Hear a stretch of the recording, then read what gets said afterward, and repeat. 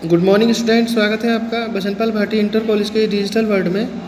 हमारा प्रकरण चल रहा था साखी हिंदी की काव्यखंड में, और इसके जो रचयिता हैं वो आपको पता ही है, बता रहा हूँ आपको मैं एक बार और, कबीरदास जी हैं। ठीक है, तो चलते हैं आगे। जो कुछ दोहे रह गए थे उनकी व्याख्या समझते हैं कि नैना अंतर आप तू ज्यों हूँ नैन झपे हूँ, ना हो देखो और कूँ, ना तुझ देखन देऊँ। तो जो जीवात्मा है उसने ईश्वर पर अपना एकाधिकार जमाया है, यानी अपना आधिपत्य जमाया है, और कह रही है कि नैना अंतर आप तू, नैना माने नेत्रों में, अंतर आप तू ज्यों हूँ नैन झपूँ। कह रही कि जैसे ही मैं अपने नेत्रों को झपूँ, यानी जैसे ही मैं अपने नेत्रों को खोलूँ, वैसे ही तुम मेरे नेत्रों में समा जाओ। ना हो देखो और कूँ, जिसे ना तो मैं किसी और को देखूं तुम्हारे अतिरिक्त, और ना ही तुम्हें किसी और को देखने दूं। तो इस प्रकार जीवात्मा ने ईश्वर पर अपना एक अधिकार जमाया है। अगला सुनते हैं। कबीरा हरि रस यों पिया, बाकी रही न थाक, पाका कलश कुम्हार का, बहुर चढ़िए चाक। तो प्रस्तुत साखी में कबीरदास जी ने ईश्वर की जो भक्ति भावना है, ईश्वर के जो ज्ञान की महत्वता है, उस पर प्रकाश डाला है। कह रहे हैं कि कबीरा हरि रस यों पिया, कबीरदास जी कह रहे हैं कि मैंने ईश्वर के नाम का जो रस है, ईश्वर के नाम का जो रसपान है, उनके ज्ञान का जो रसपान है, वो मैंने पेट भर करके यानी छक करके कर लिया है। अब मुझे किसी अन्य ज्ञान की, अन्य किसी वस्तु की कोई आवश्यकता नहीं रही।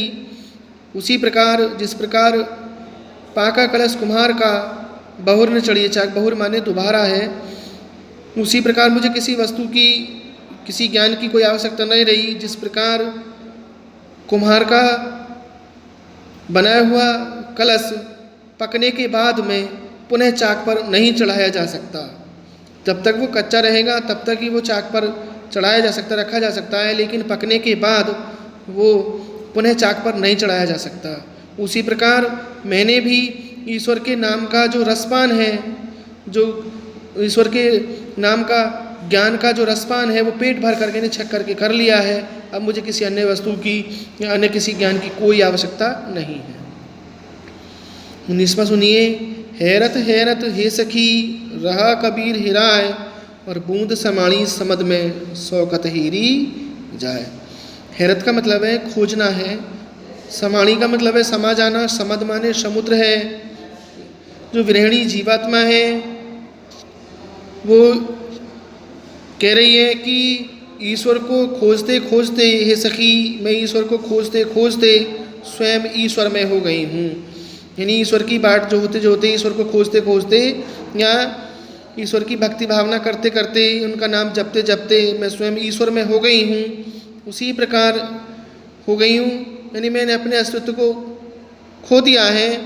उसी प्रकार जिस प्रकार बूंद समाणी समझ में, जिस प्रकार समुद्र से एक बूंद निकाली जाती है, फिर उसी बूंद को समुद्र में पुनः डाल दिया जाता है, लेकिन उस बूंद, जो बूंद समुद्र में गिरी गई है, उस बूंद को पुनः समुद्र से बूंद के रूप में प्राप्त नहीं कर सकते। जिस प्रकार बूंद अपने अस्तित्व को खो करके समुद्र में एकाकार हो जाती है, उसी प्रकार मैं भी ईश्वर को खोजते खोजते स्वयं को भूल चुकी हूँ, यानी ईश्वर में हो गई हूँ। कबीरा यह घर प्रेम का, खाला का घर नाही, और शीश उतारे हाथ कर, सो बैठे घर माही। तो इसमें जो ईश्वर का जो भक्ति भावना है, उसके लिए अहंकार को सबसे बड़ी बाधा माना है। यानी ईश्वर की भक्ति भावना करने में जो अहंकार है वो सबसे बड़ी बाधा है। ईश्वर की यदि भक्ति भावना करनी है तो हमें अहंकार को परे रखना होगा। इसमें समझाया कबीरा यह होकर प्रेम का। कबीरदास जी कह रहे हैं कि हे मनुष्य, ये जो घर है, ईश्वर का जो घर है, वो प्रेम का घर है, तुम्हारी किसी खाला यानी मौसी का घर नहीं, जो जब चाहें जब उस घर में प्रवेश कर जाएं। शीश उतारे हाथ कर, सो बैठे घर माही। इसमें तो वही व्यक्ति, इस घर में वही व्यक्ति प्रवेश कर सकता है जो अपने सिर को उतार करके, यानी काट करके हथेली पर रख लेता हो।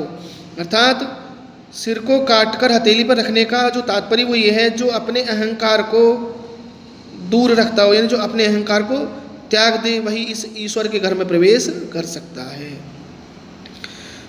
21वां सुनिए। जब मैं था तब हर नहीं, अब हरि में है मैं नाही, और सब अंधियारा मिट गया जब दीपक देखा माही।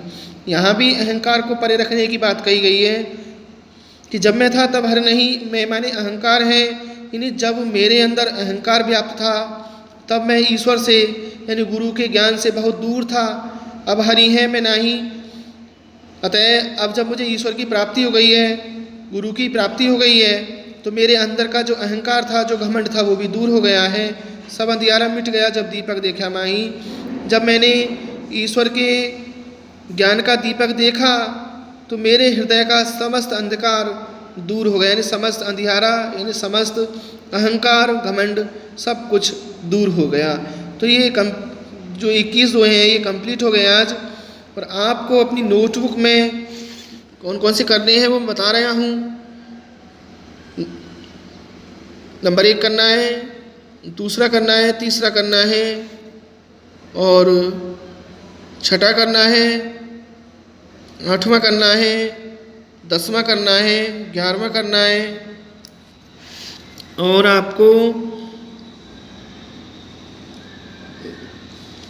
18वां करना है, 19वां करना है, 20वां करना है। ये पैराग्राफ मतलब ये 2 है आपको अपनी नोटबुक में बहुत सुंदर हैंडराइटिंग में लिखने हैं। आपको लिखने का तरीका मैं बता रहा हूँ। आपको क्या करना है, हम क्या करेंगे कि हम नोटबुक में कबीरदास का जीवन पर से लिखने के बाद में नए पृष्ठ पर ये लिखेंगे बलिहारी गुरु। उसके बाद हम यह योजक चिन्ह लगाएंगे, डैश डैश लगा करके फिर ये लिखेंगे लागी बार। ठीक है, उसके बाद हमें हेडिंग डालेंगे संदर्भ की। संदर्भ मैंने बता दिया है आपको पहले ही शुरू में ही। ठीक है, प्रस्तुत दोहा या प्रस्तुत साखी हमारी पाठ्यपुस्तक हिंदी में काव्यखंड में कबीर ग्रंथावली के साखी नामक शीर्षक से ली गई है, जिसके रचयिता संत कबीर दास हैं। ठीक है, उसके बाद प्रसंग डालनी है हेडिंग और फिर व्याख्या लिख करके फिर व्याख्या आपको कर देनी है। प्रिय छात्रों, पूरे प्रकरण की यानी 21 दोहा का जो संदर्भ होगा वो एक ही संदर्भ होगा जो मैंने आपको बताया है। ठीक है, नेक्स्ट वीडियो में मैं इसी चैप्टर का दूसरा शीर्षक पदावली उसे लेकर के आऊँगा। तब तक के लिए धन्यवाद।